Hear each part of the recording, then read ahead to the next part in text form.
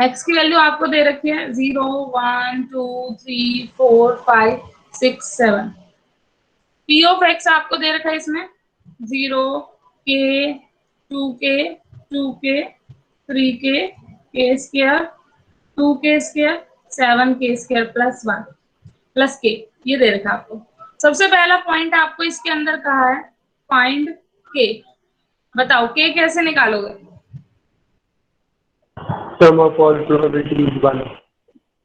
हाँ, आपको ये पता है कि सभी प्रोबेबिलिटीज का सम 1 होता है। कभी भी ये ध्यान रखना कि डिस्ट्रीब्यूशन फंक्शन का सम 1 कर दो। नो, डिस्ट्रीब्यूशन फंक्शन का सम 1 नहीं होता। डिस्ट्रीब्यूशन की लास्ट क्वांटिटी ही 1 आ जाती है। Sum of all probability mass functions जो बनेंगे उन सभी का सम 1 करना है आपने। तो इन सभी का सम 1 कर दो। पी एक्स का 1 करोगे सम कितना आ जाए 3k 5k 8k 9k plus k square 2k square 7k square 10k square है ना, इज इक्वल टू 1। तो ये बन गया 10k square plus 9k minus 1 is equal to 0। ये बना है। एलसीएम ले सकते हो, सॉरी फैक्टराइज कर सकते हो 10k minus k is equal to 1।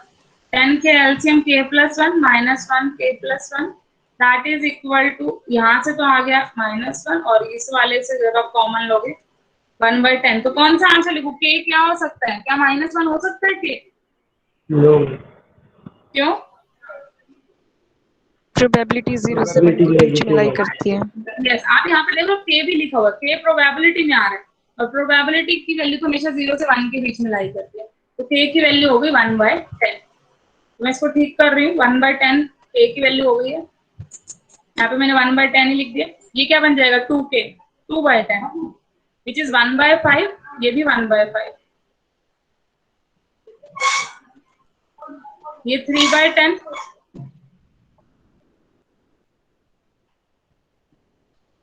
ये हो गया आपका 1/100। ये कितना हो गया 2/100 विच इज 1/50। ये कितना हो जाएगा 7/100 प्लस 1/10। इसको 10/100 लिख के 17/100 लिख सकते हैं। 17/100 टोटल करके देख लो 1 आ रहा है या नहीं आ रहा है। 17 19 और 1 20 20 और 30 50 50 और 40 90 और 10 100। यस, 100/100 1 हो गया। तो सम ऑफ ओवर प्रोबेबिलिटी 1 ही आना चाहिए था। वेरीफाई कर लिया करो वापस। अब इन्होंने बोला है इसी क्वेश्चन के अंदर सेकंड पार्ट है आपका, सम निकालना है आपको या प्रोबेबिलिटीज निकालनी है। जो भी बोला वो तो आप निकाल लोगे। प्रोबेबिलिटी x लेस देन 6 कैसे निकालेंगे? x लेस देन 6 कौन कौन सा आएगा x लेस देन 6 के लिए? 5 4 3 1 माइनस प्रोबेबिलिटी ऑफ 7। हाँ, तो हमारे लिए यही बेनिफिट रहेगा कि 1 में से माइनस कर दे प्रोबेबिलिटी ऑफ 6 की भी और प्रोबेबिलिटी इज इक्वल टू 7 की भी। 5 तक वाली आ जाएंगी ना, 6 वाली तो लेनी नहीं हमें, लेस देन 6 बोला है तो 6 और 7 वाली को 1 में से माइनस कर दो। 1 माइनस 2/100 माइनस 17/100, ये 2/100 लिख सकते हैं। 19/100 तो आंसर आ गया 81/100। नेक्स्ट से उल्टा पूछा हुआ x ग्रेटर इक्वल टू 6, तो उल्टे में सिर्फ इतना रह जाएगा 18/100 वाला पार्ट। ठीक है ना, उल्टा हो जाएगा इसके 19/100। तो ये हम कर सकते हैं इजीली। अब जो मेरा मेन कंसर्न था इसके अंदर, जो मेन कंसर्न था determine the distribution function of x, main था डिस्ट्रीब्यूशन फंक्शन निकालना। तो अब आपकी बारी आगे, हिमांशी तुम बनवाओगे मुझे डिस्ट्रीब्यूशन फंक्शन अब इस क्वेश्चन के लिए। Yes ma'am. ठीक है, तुम्हारी बारी है। तो सबसे पहले ये बताओ किसके लिए आंसर सेम आ रहा है आपका? अगर मैं लेस देन 1 लूंगी तो क्या आंसर आ रहा है? x की वैल्यू लेस देन 1 लूं तो fx क्या आ रहा है? 0। fx x की value less than 1 0 equal to 1 पे क्या आ रहा है? 1/10। इक्वल टू 1 लेंगे तो 1/10 वाला इक्वल टू 1 मतलब यहाँ पे f ऑफ 1 की बात होगी। f ऑफ 1 मतलब probability of x less than equal to 1। ऐसे चेंज करके देख लिया करो, कंफ्यूजन हो रही है तो तो 1 और उससे छोटे वाले सारे ऐड करने हैं 1/10, और 1 से 2 के बीच में ले लो कोई भी नंबर, से मैंने 1.8 पुट किया, तो एफ ऑफ 1.8 निकालना है, मतलब probability of x less than equal to 1.8, 1.8 से लेस वाले क्या आएंगे, ये वाला भी ऐड होगा, ये वाला भी ऐड होगा, तो सेम आ गया 1/10, तो 1 से 2 के बीच में सेम आ गया। सिमिलरली 2 इक्वल टू और लेस देन 3, अब बताओ आंसर यहाँ का नंबर हो गया, तो ये वाला भी ऐड हो जाएगा, ये भी हो जाएगा, ये इससे लेस वाले सारे, कितना हो गया आपका, 2/10 लिख सकते हैं, 3/10 किया। अब नेक्स्ट बताओ मुझे हिमांशी, 3 से 4,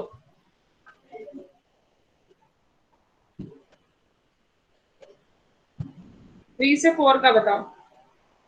5/10. यस, इसमें 1/5 और ऐड होना है बस, तो 5/10। 4 से 5, 8/10. 8/10, वेरी गुड। और 5 से 6 के बीच में लेंगे अगर हम, तो यहाँ वाला नंबर आ गया, सारे ऐड कर दो, 1/100 और ऐड हो जाएगा 8/10 में, तो 81/100। और ऐसे जो सबसे लास्ट निकालोगे, अब ये वाला लोगे, इसमें 2 और ऐड हो जाएगा, 83/100।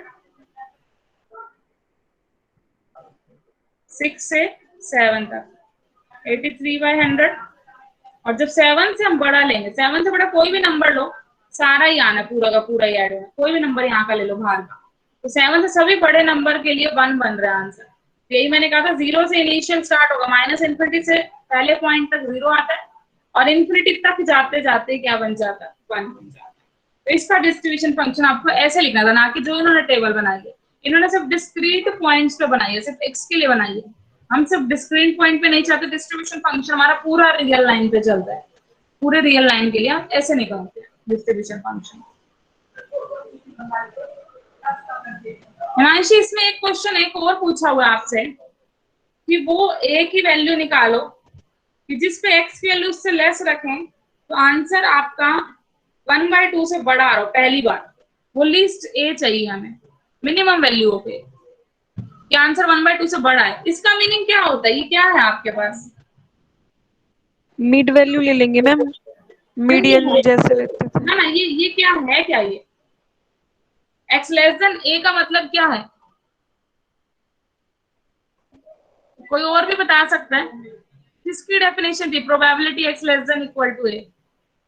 f of x distribution. f of x, तो क्या बन जाएगा, f ऑफ a चाहिए आपको, ये f ऑफ a है ना पूरा आपका, ग्रेटर देन 1/2, मतलब डिस्ट्रीब्यूशन फंक्शन में जाके देखो किस पॉइंट का आंसर 1/2 से बड़ा आया है, जस्ट 1/2 से जस्ट बड़ा, ये 1/2 था, 1/2 से बड़ा इधर मिला हमें, हालांकि बड़े ये सारे हैं, लेकिन हमें लिस्ट a ढूंढना था, तो वो लिस्ट a कौन सा हो गया आपका, 4 तक तो 1/2 ही था, मतलब 4 से पहले, जैसे आप 4 पे आए हो, जैसे आप 4 पे आए हो, तो 1/2 से बड़ा नंबर हमें मिल गया 8/10, तो लिस्ट मिल गया 4 है, तो हालांकि 4 से लेकर इन्फिनिटी वाले सारे जिन पे f की वैल्यू 1/2 से बड़ी आ रही है, 4 से लेकर इन्फिनिटी तक सारे नंबर है जिन पे f की वैल्यू 1/2 से बड़ी आई है, लेकिन हमें जस्ट लिस्ट वाला चाहिए उन सभी में, मतलब एक तरीके से हमें लिस्ट अपर बाउंड चाहिए, लिस्ट अपर बाउंड चाहिए उस सेट का जहां डिस्ट्रीब्यूशन फंक्शन 1/2 से बड़ी वैल्यू दे रहे हैं,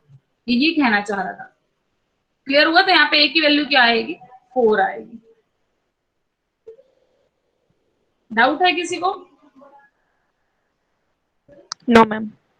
चलिए, तो क्वेश्चन इजी है इसके, अब हो जाएंगे सारे जब एक बार ये डिस्ट्रीब्यूशन फंक्शन होता है मेन बनाना, जिसको डिस्ट्रीब्यूशन फंक्शन बनाना आ जाए वो कर सकता है, ठीक है।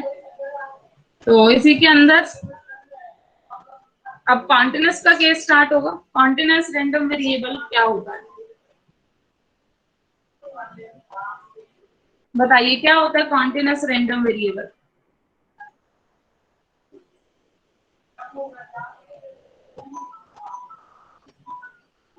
जो x है वो सारी अनकाउंटेबल वैल्यूज ले। यस, x को कहते हैं, यहाँ पर हम ये कहते हैं कि set of all possible outcomes का होता है, उन्हीं की तो मैप करके हमने रैंडम वेरिएबल बनाया था। तो इनिशियली हम कहाँ से चल रहे हैं, आउटकम से, तो जो set of all possible outcomes है वो किन्हीं भी दो नंबर में से कोई भी रियल वैल्यू ले सकते हैं, कोई भी रियल वैल्यू ले सकते हैं। मतलब यहाँ पे आपको एक इंटरवल दे रखा होगा, उस पर बात कर रहे होंगे इसके बीच की कोई भी वैल्यू x एज्यूम कर सकता है, x इसमें से कोई भी हो सकता है, a से b के बीच में, तभी तो हमने कॉन्टिन्यूअस रैंडम वेरिएबल बोला। ठीक है, जैसे कि इसका एग्जांपल ले सकते हैं हम, एज, हाइट, वेट, ये सारा ले सकते हैं एग्जांपल कोई भी। जैसे हमने पीछे प्रोबेबिलिटी मास फंक्शन बनाया था, ऐसे इस केस के अंदर हम प्रोबेबिलिटी डेंसिटी फंक्शन बनाते हैं fx, probability density function fx। तो इसको डिफाइन करने से पहले आज सभी का एक होमवर्क दे रही हूं मैं। होमवर्क क्या है आपका? अपनी कौन सी बुक उठाओगे? 12th class. 12th क्लास के आपने मैथ्स की बुक उठानी आज, चाहे एनसीईआरटी ले लो चाहे एलिमेंट्स ले लो, जो भी आपके पास है। उस बुक का जो चैप्टर आपका इंटीग्रेशन वाला था, उसमें आपका एप्लीकेशन ऑफ इंटीग्रेशन में एरिया अंडर द कर्व, ये टॉपिक था ना ये टॉपिक। तो कल आते ही मुझे ये वाला टॉपिक, या फिर जिसको आता है वो आज ही अगर बता सकता है आप में से जितने लोग प्रेजेंट है, कुछ नहीं करना है, आपने एक नोटबुक लेनी है अपनी, एक पेन लेना है, बैक कैमरे से मुझे नोटबुक दिखा के आपने सभी को बताना है एरिया अंडर द कर्व का कंसेप्ट क्या है, इस कंसेप्ट को बताना है। तो आज बताओगे या कल बताओगे वो आपके अब उसमें है, बताइए अब। मैम वो तो मास्टर्स में रिमान में भी सीखा था, रिमान इंटीग्रल में। क्या कह रहे हो? अभी एमएससी में रिमान इंटीग्रल में भी आया था मैम वो तो। रेमान वाला नहीं, मुझे सिंपल बस यही चाहिए, एरिया अंडर द कर्व कैसे निकाला जाता है। एप्लीकेशन ऑफ इंटीग्रेशन में था कि एक कर्व अगर आपको एफ दी गई है और कुछ एक रीजन दे दिया गया, उस रीजन के अंडर का एरिया आप किससे रिप्रेजेंट करते हो, वो चाहिए मुझे रिप्रेजेंटेशन से। वो इंटीग्रेशन से करते थे, ए से B limit F X D X, उस कंसेप्ट को आपने सिर्फ एक्सप्लेन करना है कि ये कंसेप्ट कैसे आया है। कैसे आने से मतलब मैम? कुछ कैसे बना है वो फॉर्मूला, कैसे, क्यों कहते हैं आपकी एरिया अंडर द कर्व जो होता है वो हम इंटीग्रेट करने पे हमें मिल जाता है, क्यों ऐसा क्यों हो रहा है? कुछ तो इसके उसमें मैम वो पीछे। छोटे छोटे रेक्टेंगल्स बना लेते हैं, छोटे छोटे इंटरवल लेके, तो वही ना। रेक्टेंगल ठीक है, आप रेक्टेंगल बोलो, छोटे छोटे रेक्टेंगल को हम लोअर हाँ, लिमिट छोटे से छोटे अपर लिमिट तक इंटरवल्स लेके बना लेते जाएंगे तो पूरा एरिया कवर कर लें। तो वही चीज हैं। आपने विजुअलाइज करानी है बस, ताकि बाकी सब भी समझ पाए। ठीक है, आपने कंसेप्ट पढ़ा हुआ है तभी आप बता पा रहे हो इस चीज को। ठीक है, तो चलो देख लेते हैं कैसे बोलना चाह रहे हैं ये कपिल। आपको ये कहा जा रहा है कि मान लीजिए ये आपका 2D प्लेन हो गया, ये आपको कर्व दे दी गई है कोई भी, और आप एरिया निकालना चाहते हैं यहां से लेकर यहां तक का। इस कर्व के अंदर ये वाला एरिया निकालो कितना आ रहा है। ठीक है, ये कर्व आपकी एफ एक्स है, और इस कर्व के अंदर कैसे बोलते हैं हम, एक्स के पैरेलल में मैंने एक, सॉरी वाई के पैरेलल में ये रीजन बना लिया, ये वाला इतना, ये रीजन, जो ये रीजन है आपका, so this is a small region dx। देखिए एक्स एक्सिस है एक तरीके से, तो ये dx से हमने नाम दे दिया स्मॉल रीजन। ठीक है, जो मैंने dx बनाया, अगर मैं इस dx को अंडर दिस कर्व, ये कर्व कहां से स्टार्ट हो रही है, यहां से लेकर यहां तक का एरिया में चाहिए, मतलब 0 से लेकर एफ एक्स तक का एरिया में चाहिए।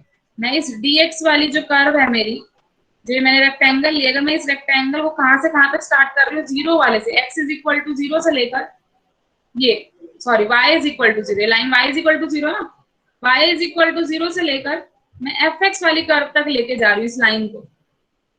अभी तो पूरी लाइन बनी है इसमें, ठीक है ना, dy के अंदर y की लिमिट है ना, y इज इक्वल टू 0 से y is equal to F X. और इस कर्व को अगर मैं मूव कराऊं, इसको मैंने उठाया, पहले यहां से शुरू किया इनिशियली, यहां से मूव कराते कराते कराते कराते कराते कराते इस कर्व को मैं यहां तक लेके आई, तो पूरा रीजन कवर हो गया। मतलब मैंने कहां से कहां तक मूव कराया, so this is x is equal to a point, ये x is equal to b point, parallel to है ना y एक्सिस, तो x is equal to a, x is equal to b रहेगा इस पे। तो कहां से कहां तक इंटीग्रेट करेंगे हम, x is equal to a से लेकर x is equal to b तक का सारा एरिया इसने कवर कर लिया dx वाले ने, ये dx था ना, इस dx ने, इस रीजन ने, जो dx वाला रीजन था, मूव कर रहा है आपका यहां से लेकर यहां तक। तो एक तरीके से देखो, इंटीग्रेट करोगे 1 का y आएगा, उसमें ये लिमिट पुट करोगे तो fx आ जाएगा, पहले वाला अंदर वाला इंटीग्रेशन, बाहर dx a से b। ये आप पढ़ा करते थे area under the curve. Area under the curve कैसे होता है, जो कर्व दे रखे आपको fx, इस कर्व को जितना आपने रीजन लिया dx उससे मल्टीप्लाई करो और x की लिमिट पे मूव कराओ a से b तक। तो कंसेप्ट तो विजुअलाइज हुआ होगा, उसी को आगे लेके चलते हैं। हमने कैसे किया है, देखो जो मैंने ये fx बोला है ना, इसी को मैं प्रोबेबिलिटी डेंसिटी फंक्शन बोलने वाली हूँ। अब ध्यान से समझना, प्रोबेबिलिटी डेंसिटी फंक्शन हम कैसे बनाएंगे कॉन्टिन्यूअस के केस में। कंसीडर कर लो, consider a small interval x plus delta x, मतलब मैंने डेल्टा x लेंथ का, dx लेंथ का एक इंटरवल कंसीडर किया है x पॉइंट के पास, और fx एक कॉन्टिन्यूअस कर्व लिया है, साथ साथ fx एक मैंने कर्व ली है। कैसी कर्व है, कॉन्टिन्यूअस, जो क्या कर रही है, रिप्रेजेंट करेगी। अगर मैं fx को dx से मल्टीप्लाई कर दूं तो ये प्रोबेबिलिटी देगी हमें, किस चीज की प्रोबेबिलिटी देगी, कि जो x है, जो रैंडम वेरिएबल है, वो इस एरिया में फॉल करेगा, इस एरिया को कवर करेगा। मतलब जो x जो है रैंडम वेरिएबल, जैसे हम ये बोलते थे x is equal to a की प्रोबेबिलिटी। अब कॉन्टिन्यूअस के केस में एक सिंगल पॉइंट तो आप उठा नहीं सकते, बात समझ रहे हो। वहां तो हम ये लिख देते थे कि probability of x is equal to a is equal to P I से, हमने इस तरीके x is equal to I, ये हमने वहां पर बोल दिया था डिस्क्रीट के केस में। अब ये डिस्क्रीट का केस तो है नहीं कि एक सिंगल पॉइंट पे हम बात कर पाए, अब तो हमें इंटरवल ही लेना पड़ेगा। तो मैंने इस इंटरवल में मेरा रैंडम वेरिएबल x लाई करे, उसकी प्रोबेबिलिटी मैं बता रही हूँ कितनी आएगी, fx इंटू dx, जो रिप्रेजेंट करेगा fx। ऐसा कॉन्टिन्यूअस फंक्शन है कि fx को जब हम dx से मल्टीप्लाई करेंगे तो वो किस प्रोबेबिलिटी को शो कर देगा। देखो इस तरीके से लिख सकते हैं, प्रोबेबिलिटी ऑफ x से लेकर x प्लस dx तक, जो रैंडम वेरिएबल है x से dx तक वाला एरिया कवर करे, उसकी प्रोबेबिलिटी क्या है, fx इंटू dx। ये प्रोबेबिलिटी है आपके पास, ठीक है, ये प्रोबेबिलिटी है। मतलब अगर मैं फिगर की हेल्प से देखूं, अब फिगर पे चलते हैं इसी पॉइंट को देखने के लिए, फिगर बनाते हैं। फिगर में कैसे बनेगा, मान लो ये x एक्सिस और ये y एक्सिस, ये मैंने कर्व ले ली fx वाली अपनी, ठीक है, और हमें dx वाला एरिया लेना है। मैंने dx वाला जो एरिया लिया है, ये dx लेंथ है, से मैंने x पॉइंट यहाँ पे लेते हैं, x माइनस dx बाई 2 यहाँ पे आएगा, x प्लस dx बाई 2 यहाँ पे आ जाएगा। x मैंने मिड पॉइंट ले लिया एक तरीके से dx लेंथ का। तो जो ये वाला एरिया आपको दिख रहा है ना, इसको हम कह रहे हैं fx इंटू dx। मतलब वो प्रोबेबिलिटी जो x से लेकर x प्लस dx, या फिर x माइनस dx बाई 2 से x प्लस dx बाई 2, मतलब बेसिकली लेंथ dx का कोई भी इंटरवल लो, कोई भी इंटरवल लो dx लेंथ का, उसकी जो प्रोबेबिलिटी होगी that will be represented by fx into dx, fx into dx। अब मैंने सिर्फ ये dx जो स्मॉल लिया है, इतने की बात की है।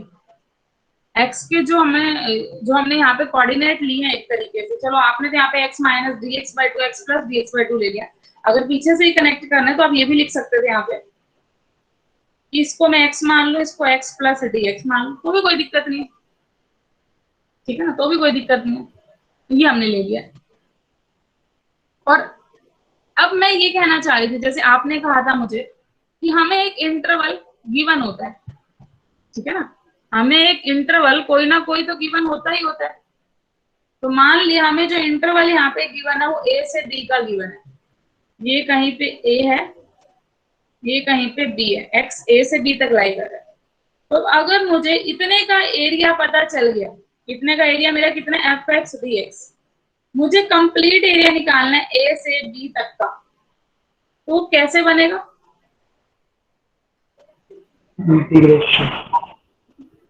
इंटीग्रेशन करना पड़ेगा, बिल्कुल सही बात। इस स्ट्रिप को, जो स्ट्रिप बनी है, स्ट्रिप को मैं a से लेकर b तक मूव कराऊं। ये स्ट्रिप क्या थी, fx dx एरिया वाली थी, इसको मूव कराएंगे तो ये वाला हमारे पास रिक्वायर्ड ये वाला एरिया आ जाएगा। और अगर हमारा टोटल सैंपल स्पेस ही ab का है तो सम ऑफ ऑल प्रोबेबिलिटी क्या होता है आपके पास, 1 होता है। अगर टोटल ही ए बी का है तो आंसर क्या आएगा, पक्का 1 आएगा, ठीक है ना, अगर टोटल ही ए बी का है। तो इस तरीके से आप किसी भी एरिया का आंसर निकाल सकते हैं। जस्ट आपको जो प्रोबेबिलिटी डेंसिटी फंक्शन दे रखा है उसको इंटीग्रेट करना पड़ेगा विद इन दैट लिमिट्स, जिस लिमिट पे वो बात कर रहा है उतना ही एरिया हम निकाल सकते हैं अपना। यहाँ पे जो फंक्शन एफ एक्स है इसको हम बोलते हैं प्रोबेबिलिटी डेंसिटी फंक्शन।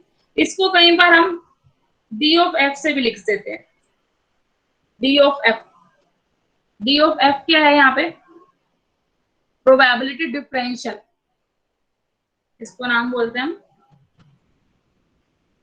हालांकि और कुछ नहीं है, ये वही बनेगा आपका डिस्ट्रीब्यूशन फंक्शन, कैपिटल एफ वही सेम ही है, डिस्ट्रीब्यूशन फंक्शन। थोड़ा सा ध्यान रखना, यहाँ पे डिस्ट्रीब्यूशन फंक्शन बनाना आसान है आपको, ये इनके बीच में रिलेशन रहता है। जो स्मॉल एफ एक्स होता है that will be D of capital F X, और स्मॉल एफ एक्स की वही सारी क्वालिटी है। स्मॉल एफ एक्स क्या आपका पीडीएफ है, तो पीडीएफ हमेशा क्या होता है, ग्रेटर इक्वल टू 0 रहता है for all x. Over all point अगर हम इसका इंटीग्रेट कर देंगे आंसर क्या आएगा, 1 आएगा। और अगर आपको किसी पर्टिकुलर इंटरवल पे निकालना है, जैसे आपको प्रोबेबिलिटी ऑफ ई एक इंटरवल दे दो उस पे निकालना है, तो सिंपल ई पे इंटीग्रेशन कर दो एफ एक्स डीएक्स का, वो आंसर आ जाएगा। तो डिस्क्रीट के केस में तो हमारा क्या हो रहा था, सिंगल पॉइंट पे भी हम आंसर निकाल पा रहे थे। अब कॉन्टिन्यूअस के केस में देखो, अगर मैं सिंगल पॉइंट पे आंसर चाहती हूँ, मैं probability x is equal to C चाहती हूँ, मतलब मैं क्या चाहती हूँ, जो मेरा रैंडम वेरिएबल है सी से सी तक ही आ जाए, तभी तो सी पॉइंट बनेगा ना वो। तो इट मींस यहाँ पे क्या हो जाएगा, सी से सी इंटीग्रेशन एफ एक्स डीएक्स। अब जब लिमिट सेम रहते तो आंसर क्या आता है, 0 आता है। तो इसलिए मैंने कहा था कि कॉन्टिन्यूअस के केस में आपका आंसर क्या बन जाता है, सिंगल पॉइंट पे 0 बन जाता है। यही रीजन था हमारा कहने के पीछे, इसीलिए हमारी सारी प्रोबेबिलिटी इक्वल हो जाती है इस केस में। चाहे आप अल्फा से बीटा इक्वालिटी के साथ लो, चाहे आप अल्फा से इक्वालिटी हटा दो बीटा पे लगा लो, चाहे आप अल्फा पे मत लगाओ बीटा पे लगा लो, और चाहे आप किसी पे भी मत लगाओ, क्योंकि सब केस में डिस्क्रीट पॉइंट पे तो आंसर 0 आ रहा है कॉन्टिन्यूअस के केस में। एंड पॉइंट पे मैटर नहीं करता इंटरवल के केस में। जब आप इंटीग्रेशन भी निकालते थे एरिया अंडर द कर्व में, तो एंड पॉइंट पे कोई फर्क नहीं पड़ता था इंटीग्रेशन का, वही यहाँ पे, ठीक है। अब डिस्क्रीट के केस में आपने सारे पढ़े थे पहले कि डिस्क्रीट के केस में अगर आप अरिथमेटिक मीन निकालते तो क्या आता था, बताओ formula. Sum of observation upon number of, yes, summation F I X I by N, एक तरीके से ये आता है ना। अब अगर मैं इसी को कॉन्टिन्यूअस के केस में बनाना चाहती हूँ, कॉन्टिन्यूअस के केस में देखो क्या हो जाता है, कैसे कर सकते हो आप, जो ये एफ आई इंटीग्रेशन आ जाएगा। समीशन तो चलो इंटीग्रेशन ही बनना, हो तो ऑब्वियस बात हो गई। Summation is replace by integration. जो डिस्क्रीट में समीशन मतलब अलग अलग वैल्यूज को ऐड करते हैं, इंटीग्रेशन में आपको टोटल वैल्यू को इंटीग्रेट कर रहे हैं, आप सारे एक सम आ रहा है उसका, कॉन्टिन्यूअस हो गए। एफ आई बाय एन क्या होता है आपका, फेवरेबल बाय में टोटल, मतलब ये प्रोबेबिलिटी ही होती थी। इस केस में हम प्रोबेबिलिटी फंक्शन क्या ले रहे हैं कॉन्टिन्यूअस के केस में, एफ एक्स डी एक्स ले रहे हैं ना। तो इसको किससे रिप्लेस कर देंगे, एफ आई बाय एन को एफ एक्स डी एक्स से। जो भी एक्स आई पॉइंट है उसको हम रिप्लेस कर देंगे एक्स से। देखो क्या बन गया अब आपका अरिथमेटिक मीन, बताओ मुझे क्या बन गया, समीशन चला गया इंटीग्रेशन में, एफ आई बाय एन चला गया आपका एफ एक्स डी एक्स में, और जो एक्स आई था वो चला गया एक्स में। तो कॉन्टिन्यूअस के केस में अगर अरिथमेटिक मीन निकालना हो, आपको प्रोबेबिलिटी डेंसिटी फंक्शन दे रखा हो, तो आप डायरेक्ट निकाल सकते हैं, उसको एक्स से मल्टीप्लाई करो, इंटीग्रेट कर दो, that is your arithmetic mean.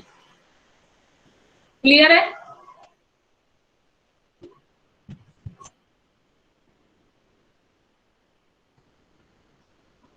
Distribution function आपको ऑलरेडी गिवन होगा यहाँ पे, जैसे डिस्क्रीट के केस में तो हम प्रोबेबिलिटी मास फंक्शन खुद से निकाल रहे थे, सम ऑफ डाई निकाला ही निकाला।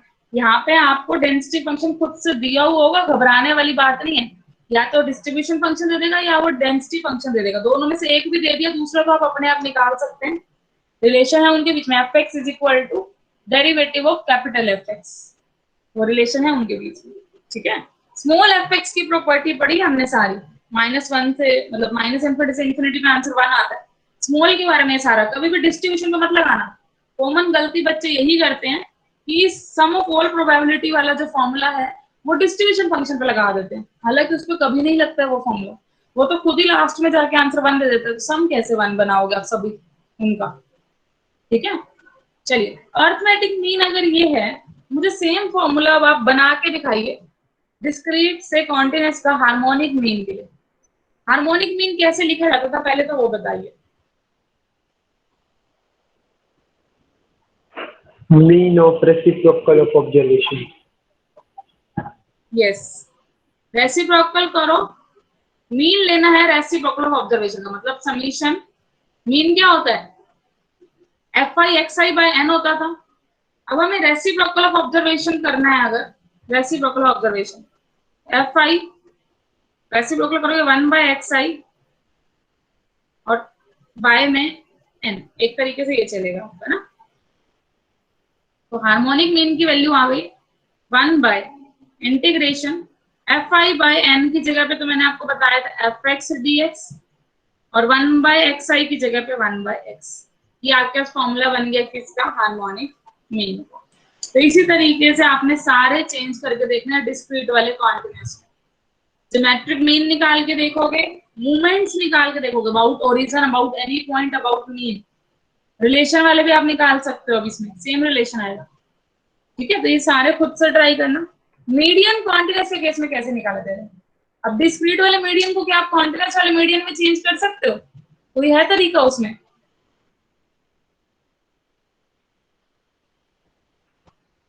मीडियन हमने किस पॉइंट को बोला था, क्यूमुलेटिव फ्रीक्वेंसी तो मैम इसमें भी होती है, वहां से नहीं निकाल सकते जैसे उसमें निकालते थे, बड़ा हो जाएगा काफी।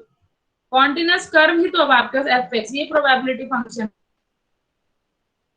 क्या कहते हैं, वो वाला पॉइंट जो आधे आधे में डिवाइड करते हैं ना, आधे आधे। तो मान लो अगर आपकी कर्व पूरी ए से लेकर बी तक थी तो आधे आधे में डिवाइड करें, मतलब जो टोटल प्रोबेबिलिटी का सम 1 होता है, यहाँ तक वाली प्रोबेबिलिटी 1/2 बने, यहाँ वाली 1/2 बने।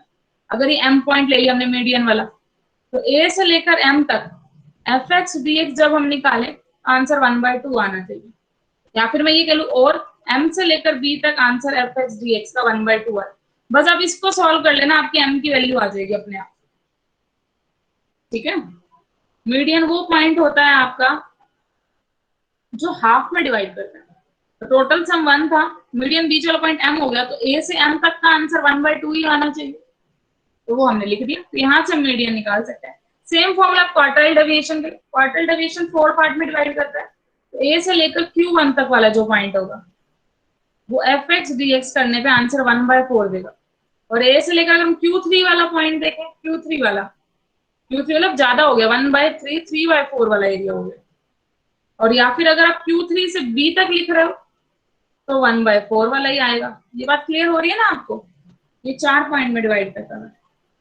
ऐसे ही अगर आप डेसाइल वाला देखते हो, A से D1 वाला लेते हो तो 1/10 रीजन कवर हो जाता है पहले वाले में। D2 लोग 2/10, D3 लोग 3/10, तो उस अकॉर्डिंगली आप सारी चीजें चेंज कर सकते हो। कॉन्टिन्यूअस के केस में मोड कैसे निकालोगे, जैसे मैंने आपको ये कर्व दे दी, पहले तो मोड देख के बता सकते हो आप इसका। मोड कहाँ पे आएगा, जहाँ पे पीक आएगी, जहाँ पीक आएगी, ऑब्वियसली वहीं पे हाईएस्ट क्वांटिटी आ रही होगी वाई वाली वैल्यू।